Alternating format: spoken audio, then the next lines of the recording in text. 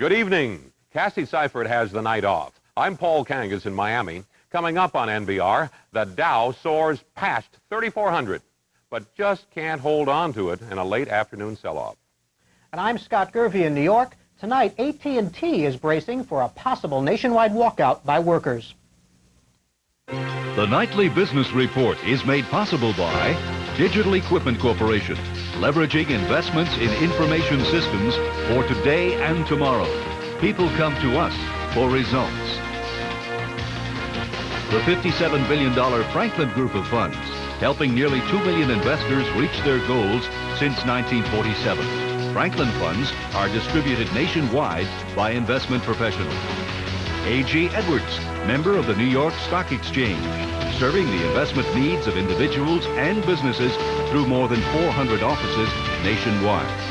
And is produced in association with Reuters, the world's largest electronic publisher, which provides NBR with news, market data, and communication services worldwide.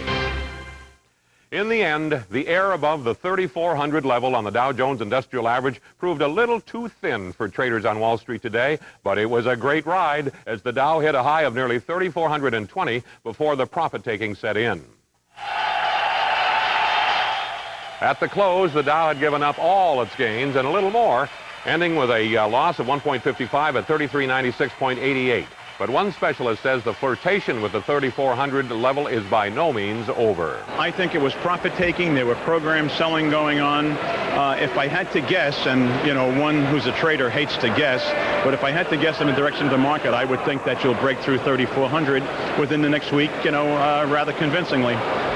We'll be talking more about where the market is headed later on with my Market Monitor guest, Eugene Peroni, Jr. of Janney Montgomery Scott. The news that fueled the rally today was a gross domestic product that put in its best showing in 3 years. The Commerce Department revised its report on first quarter GDP to show economic growth at a surprisingly robust 2.4%. It originally had put the number at 2%. While the report shows the economic recovery continues to be a mild one, most economists say the outlook is getting better. It shows that we're building strength, that inflation is still very much under control in the 3% range. And the fact that inventory still showed a fairly high degree of liquidation implies that future quarters are going to be stronger because as consumer demand and consumer confidence starts to build, those inventories are going to have to be replaced.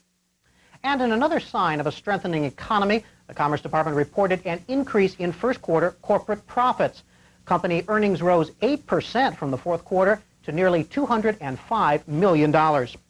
The improved results may also be leading businesses to think more about expansion. The Federal Reserve says demand for both business and consumer loans strengthened over the last 3 months. That's a sharp turnaround from the last review in January when business loan demand fell. But getting a loan hasn't necessarily gotten easier. The report shows little change in credit standards.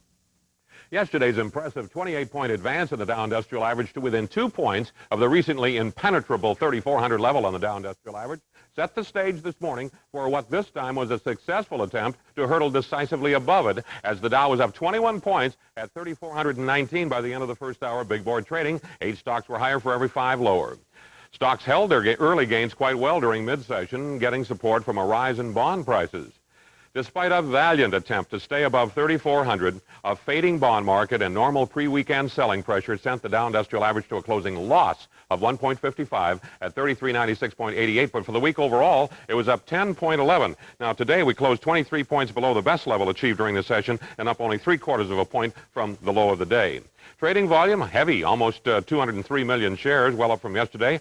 But up volume exceeded down volume rather nicely, about 18.75 million shares more. The transports had a good day, up 22.42 after a 12-point loss yesterday. These new low rates are creating tremendous amount of interest in consumers. Utilities down 1.25. The closing tick a neutral -5.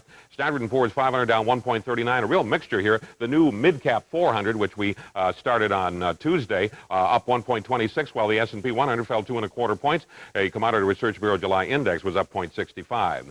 New York Stock Exchange index down about 1/3 of a point, but the value night up about 3/4 of a point. What a mixture. And the Wilshire 5000 down a little over 1 point. The sizable decline in money supply aggregates reported late yesterday convinced a lot of bond traders the Federal Reserve would loosen the credit range to get money supplies growing in order to sustain the economic recovery. So bond prices edged slightly higher today. The gains might have been better if the first quarter gross domestic product growth rate wasn't revised upward. While tax-free and corporates rose tiny fractions at best, longer-term governments closed up about 1/4 point, a little better than that for the long Treasury, up 9/32, and the Shearson-Lehman Long Bond Index was up just about 3 3/4 points, while Fed funds settled back at 3 3/4% near the close. Later on, I'll show you where the action was on Wall Street today.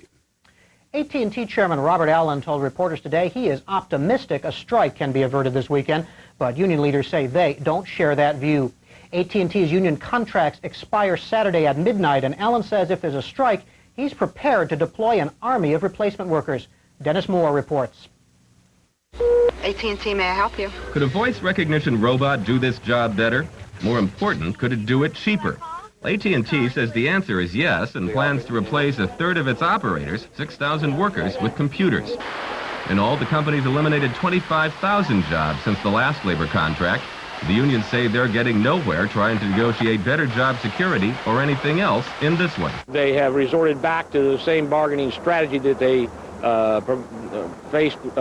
we faced in 1986, and that is to stall. That time, AT&T workers walked out for nearly a month.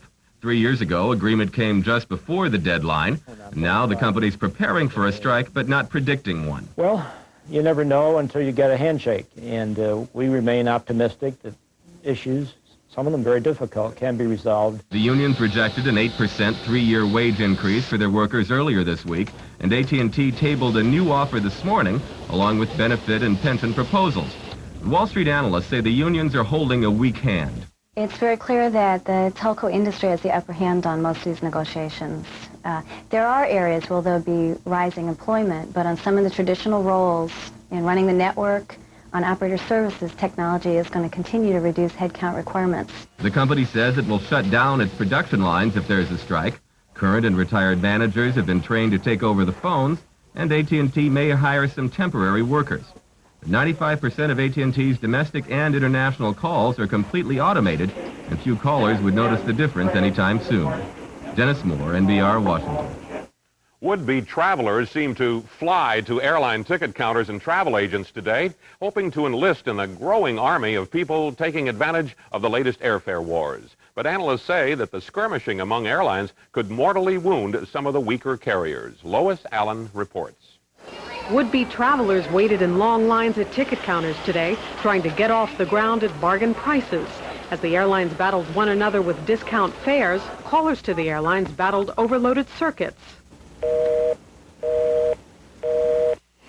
Analysts say the apparent boon in air travel is likely to spill over to the leisure industry, slowly recovering from last year when many vacationers stayed home. It's like the consumer just got a check in their wallet to go spend on vacations that they didn't have before. And while the airlines are being besieged, you can probably expect the hotels and theme parks to follow after that. Travel agents were not happy campers today. Besieged by inquiries about lower fares, they battled overloaded computers and reissued tickets. Danico Travel in New York City originally issued this ticket for $400 a month ago, and today reissued it for the third time at half the original price. It has generated about 20% new business, but it certainly hasn't offset the decrease in the volume that we will feel when we rewrite and refund the tickets that we